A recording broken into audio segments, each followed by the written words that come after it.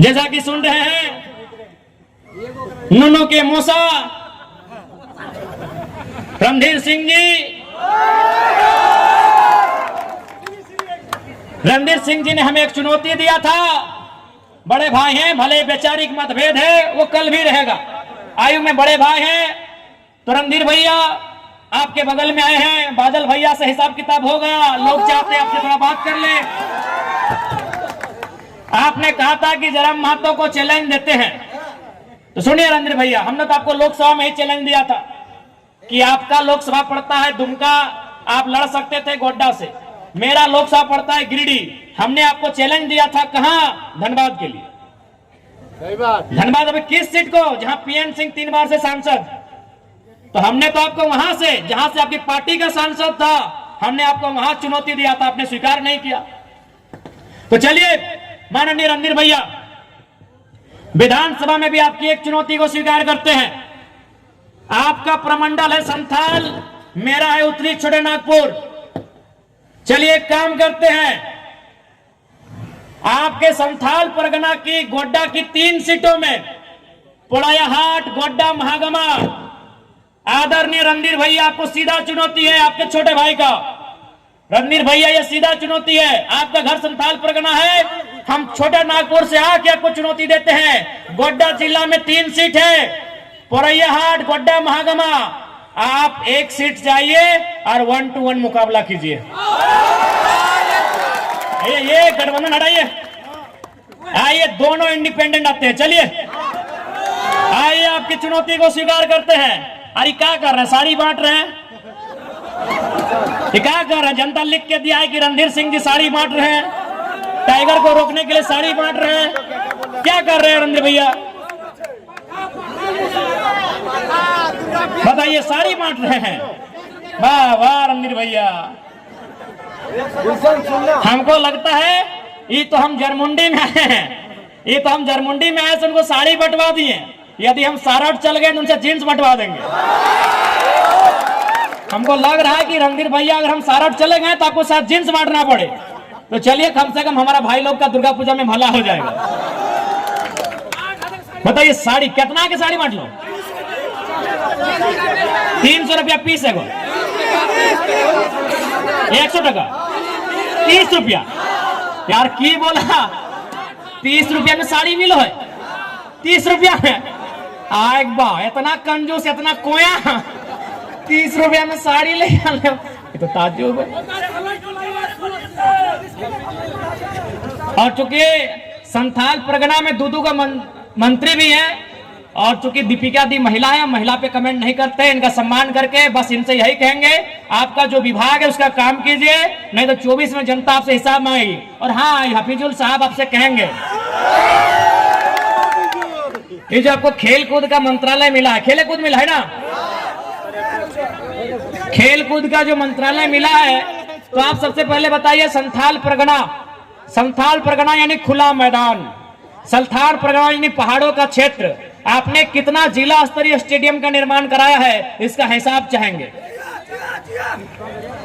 आदरणीय मंत्री महोदय हफीजुल हसन जी से हम ये हिसाब चाहते हैं कि आपने कितना जिला स्तरीय, प्रखंड स्तरीय खेल कूद स्थल का निर्माण करवाया है, आपने कितने खिलाड़ियों को प्रोत्साहन करने के लिए राज्य स्तरीय खेल तक लेकर गए हैं, देश स्तरीय खेल तक लेके गए हैं। यदि नहीं तो जब भी अगर गुटखा खाने से फुर्सत मिले तो सोचिएगा, नहीं तो लोग इस बार मुंह में इतना गुटखा ठूस देंगे कि वोट मांगने के टाइम पता नहीं चलेगा कि गुटना थूकना है कि पार कर लेना। बताइए सार्वजनिक मंच में लोग गुटखा खाते हैं। अरे भाई आपका पर्सनल लाइफ है, गुटखा तंबाकू कोई कोई ले लेता है, आप एक जिम्मेदार मंत्री हैं और सार्वजनिक मंच में देख रहे हैं मुंह में गुटखा है और बोलते बोलते थूका जाता है।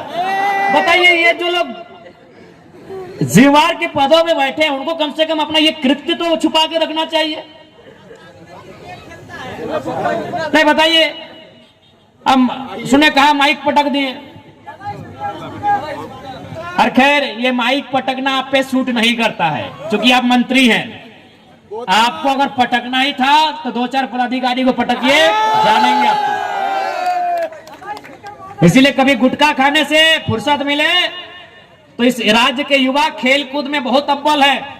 संथाल परगना के युवा शारीरिक रूप से मानसिक रूप से बहुत ताकतवर है। उन्हें एक खुला खेल का मैदान दीजिए, वो आसमान तक अपनी उड़ान लेकर जाएंगे, ये गारंटी है। और स्पीकर साहब, इस बार हमें लगता है कि नाला की जनता ने आपको जोरिया पार करने का ठान लिया है।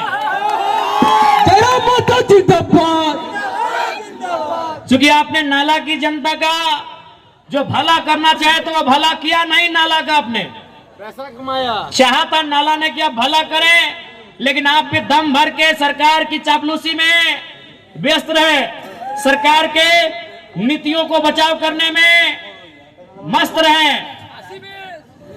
तो इसलिए स्पीकर महोदय, आपसे आग्रह होगा, आपने बहुत स्पीक किया है, अब आराम कीजिए। नाती पोता है, तुमको गोद में खिलाइए। अब नाला में आपका बोलबाला बिल्कुल भी नहीं चलेगा। सबको देखा, सबको परखा, अब की बार देंगे टाइगर को मौका। और विशेषकर संथाल परगना यानी संथालों का एक अलग ही दुनिया। तो मैं तमाम संथाल समुदाय से आए हुए अपने नौजवान साथी, अपने भाइयों और बहनों से कहना चाहूंगा कि याद रखिएगा, ये तो गनीमत है कि मुख्यमंत्री के भतीजी, मुख्यमंत्री का घर का बच्चा लोग 25 साल की उम्र पार नहीं किया है, नहीं तो और 4 गो विधायक उधर से होता। दादा बादल का भाई विक्रम बत्तरलेख बहुत बेसी लिए छे, हम ओकरा पर ध्यान दे।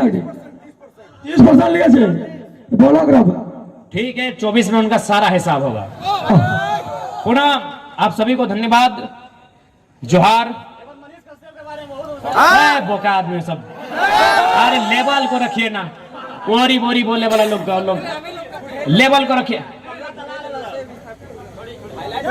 तो चलिए सभी को, देखिए हमारी एक सीट डुमरी कंफर्म है, दूसरी सीट के इंतजार में है। अगर रणधीर भैया चुनौती से स्वीकार करते हैं तो हम गोड्डा आएंगे।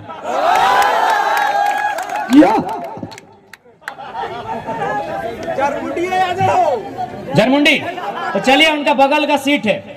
चलिए साहब, इतना आपको ऑफर दे रहे हैं, सारठ के बगल में बुला रहे हैं। आइए आप भी अपना गढ़ छोड़िए, हम भी अपना गढ़ छोड़ते हैं, और आइए साबित करते हैं कि राजनीति के 2024 के मैदान का टाइगर असल में कौन है। आइए आइए बड़े भाई रणधीर जी, आप भी सारठ को छोड़िए, हम भी अपना उत्तरी छोड़नागपुर को छोड़ते हैं। हम तो आपको एक तरह से एडवांटेज दे रहे हैं, हम सारठ के बगल की विधानसभा जरमुंडी आपको न्योता दे रहे हैं। आप आइए आइए, आप साड़ी, लुगा, जीन्स, पाजामा, धोती जो बांटना है बांटिए। आइए, आपको यही हम चुनौती दे रहे हैं। आइए बड़े भाई रणधीर जी, आइए आइए, और 2024 के इस राजनीति की रणभूमि का योद्धा कौन होगा, स्वीकार कीजिए।